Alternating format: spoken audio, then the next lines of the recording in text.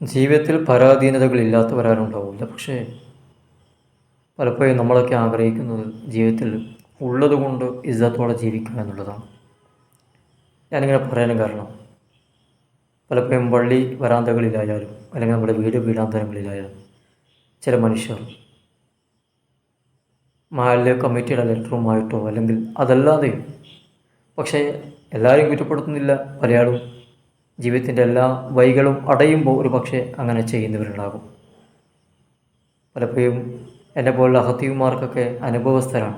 റൂമിൽ പലപ്പോഴും കയറി വരുന്നത് മകളെ കെട്ടിക്കാൻ്റെ പേരിലോ അല്ലെങ്കിൽ വീടെടുക്കേണ്ട ആവശ്യത്തിനോ ഒക്കെ പലപ്പോഴും വേദനയോടെ കയറി വരുന്ന ഒരുപാട് പല മുഖങ്ങളെയും കാണുന്നവരാണ് നമ്മളൊക്കെ.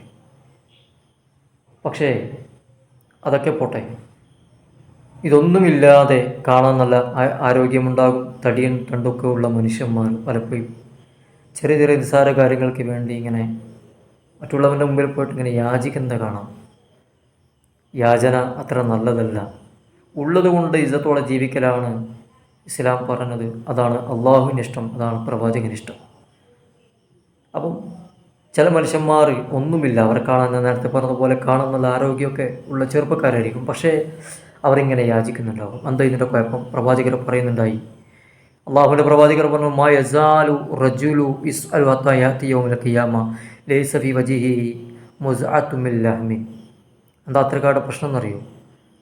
അവരുടെ പ്രശ്നം അന്ത്യനാളിൽ മുഖത്തൊരു തുണ്ട് ഇറച്ചി പോലുമില്ലാതെ വരുന്ന അവസ്ഥയിലേക്ക്, അല്ലെങ്കിൽ ആ അവസ്ഥ ഉണ്ടാകുന്നത് വരെ അവരിങ്ങനെ യാചിച്ചു കൊണ്ടേയിരിക്കുമെന്ന് ഹബീബിന റസൂലുള്ളാഹി. പ്രവാചകർ അങ്ങനെ പറയാം, യാചന അത്ര നല്ലതല്ല. അപ്പോൾ അങ്ങനെ യാചിക്കുന്നവർ സത്യം പറഞ്ഞാൽ അവർക്ക് സ്വത്വബോധം നഷ്ടപ്പെട്ടു പോയി, അല്ലെങ്കിൽ അന്തസ്സ്, അഭിമാനം എന്ന് പറയുന്നത് അവർ സ്വന്തം പണയം വെക്കുന്ന രീതിയിലേക്ക് എത്തിപ്പെടുന്നൊരവസ്ഥയാണ്.